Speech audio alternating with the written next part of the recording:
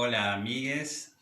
Bueno, en esta serie de videos que vamos a producir, tenemos el objetivo de compartir con ustedes un trabajo sobre la conciencia de sí. Este trabajo fue presentado en la reunión de escuela en Parque Chaco en febrero de este año. Bien, en ese momento comenzamos haciendo la pregunta sobre qué es la conciencia de sí. Silo ha definido a la conciencia de sí de muchas maneras muy claras. Hay mucho material para estudiar, incluso hay una recopilación de Andrés Corisma sobre la conciencia de sí y sobre la atención, que son muy importantes, muy interesantes para estudiar. Pero nosotros buscábamos intercambiar sobre la experiencia que tenía cada maestra y cada maestro sobre el tema de la conciencia de sí, más allá de las definiciones teóricas.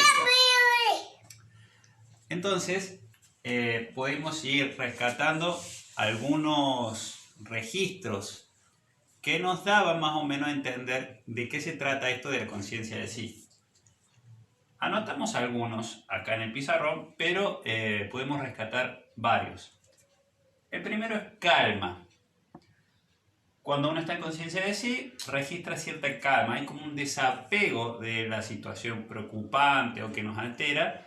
Y esto nos da un plus para poder resolver los problemas de una manera más eficaz. No identificación con los ensueños. Este es otro tipo de desapego. Uno ya no se cree en las fantasías, en las divagaciones, sino que empieza a tomar distancia de todas aquellas ilusiones o ensueños que están muy bien, pero que uno reconoce como con un grado de no realidad. División atencional. Esto también es muy interesante. La división atencional es cuando uno puede hacer, por ejemplo, dos cosas a la vez y estar atento a una y a la otra. En el caso de la conciencia de sí, es más o menos que uno puede estar atento a lo que sucede en el mundo sin olvidarse de uno mismo. Luego, reconocimiento desde dónde surgen los pensamientos y sentimientos. Es también un tipo de observación que uno tiene sobre sí mismo. Cuando uno tiene un pensamiento, lo empieza a rastrear y a relacionar desde dónde surge, tiene que ver con mi pasado, con mi forma mental, lo mismo con los sentimientos. Y uno va cayendo en cuenta que tanto los sentimientos como los pensamientos están relacionados con una forma de estructurar la realidad y que puede haber otras. Mayor profundidad en los registros. Es muy notable que cuando se accede al estado o nivel de conciencia de sí, uno tiene registro de que ve las imágenes o los colores con mayor nitidez, el registro del propio cuerpo diferente. Podríamos decir que es como más profundo, más energético, es un registro diferente. Por eso es muy interesante, nos parecía muy interesante que intercambiáramos sobre los registros que vamos teniendo, más allá de las definiciones teóricas. Y todos estamos de acuerdo que dura poco tiempo. Y aquí el desafío, cómo hacer que este estado de conciencia de sí dure más tiempo, tenga más permanencia. Bien, con esto logramos ponernos de acuerdo. ¿A qué nos referimos como conciencia de sí?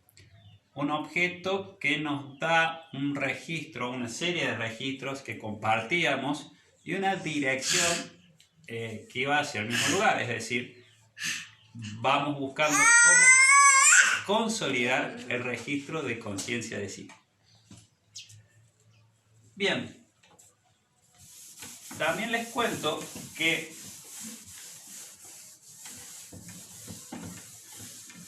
hace mucho tiempo estoy intentando comprender esto de la conciencia de sí y vengo fracasando en reiteradas ocasiones, vengo fracaso tras fracaso, pero pese a ello voy registrando una cierta evolución o una mayor comprensión referido a estos registros de la conciencia de sí. Y puntualmente hace unos meses me encontré con un texto que se llama Los Fundamentos del Pensar, que son 2 charlas de Silo, que fueron transcritas por Néstor Tato en el 2006. Estas charlas son de 1975 de las conferencias de Corfú. Serían como unos anexos a la conferencia de Corfú. En esas charlas se expone las bases de lo que sería el método estructural dinámico. Las bases son 4 principios y 4 leyes. Bueno, los principios, tenemos el primero, experiencia.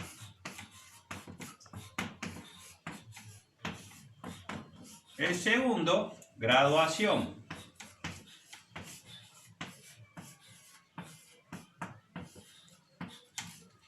El tercero, no variabilidad. Perdón, no contradicción.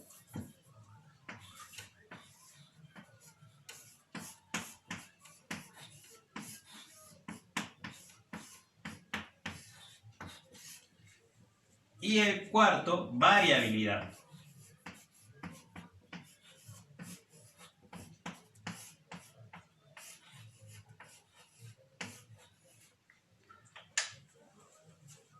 Les comento que todo esto que voy a explicar son interpretaciones que yo voy teniendo y que hay muchas más. Incluso se pueden encontrar falencias si uno se pone a estudiar o ha estudiado estos temas del método estructural dinámico y los fundamentos de pensar. Pero a mí me resultaba muy útil transmitirle todo esto a ustedes a fin de ir generando un ámbito de estudio y de intercambio sobre estos temas. Bueno, el principio de experiencia nos dice que no hay ser sin manifestación. Esto me puso a mí en situación de que si yo voy a hablar de la conciencia de sí, tengo que estar en conciencia de sí.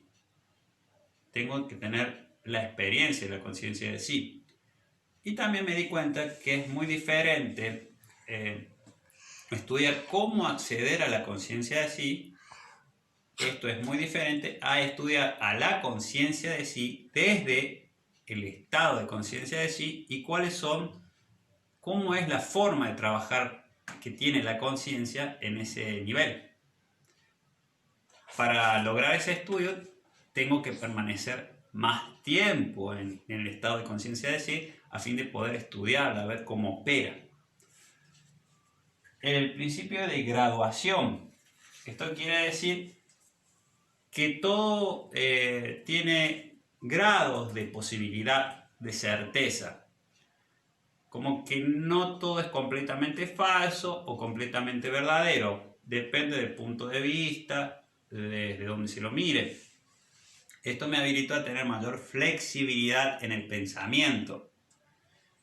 Hoy yo puedo tener el concepto de la conciencia, pero si voy variando el punto de vista, buscando otras aristas si se quiere, puedo ir teniendo una visión más completa de la conciencia de sí.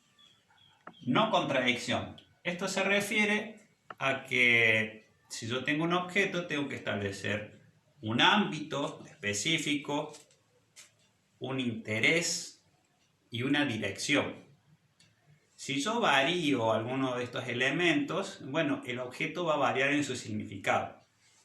Por ejemplo, si tomamos a la conciencia como objeto en el ámbito de la escuela siloísta, pero no lo fijamos ahí, y también saltamos al ámbito de la psicología oficial, la que se enseña en las universidades, vamos a encontrar contradicciones y diferencias, porque son ámbitos diferentes. Entonces tenemos que acotar el ámbito. Nosotros tomamos el ámbito de escuela del siloísmo. Luego el interés. Si yo le aplico mucho interés a este estudio de la conciencia de sí, voy a tener determinados resultados. Si yo le aplico un menor interés, y los resultados van a ser acorde al interés. Lo mismo pasa si somos dos personas y nuestros intereses son diferentes. Bueno, vamos a tener algún inconveniente, digamos, porque uno se aboca con mayor interés y el otro con menor interés. Por último, el tema de la dirección. Podemos fijar el estudio de la conciencia de sí en una dirección o en otra. Dependiendo de la dirección, también vamos a tener diferentes significaciones con esto de la conciencia de sí. Luego, el principio de variabilidad. Esto dice que una cosa es diferente a sí misma, si se le toma como momento o como proceso. En mi caso, me di cuenta que la conciencia de sí, para mí, tenía un significado hace 5 años atrás y hoy tiene otro. Esto es gracias a que hubo un proceso en el tiempo en donde fue variando el significado, se fue profundizando. Está relacionado con esto que decíamos del principio de no contradicción, que tiene que haber un interés, una dirección, un ámbito. En este caso de variabilidad, a medida que uno va desarrollando un tema en una determinada dirección, como que se va enriqueciendo, uno va profundizando. O sea que, de acuerdo al proceso, las cosas pueden ir transformándose. Bueno, muchas gracias. En el próximo video seguimos profundizando.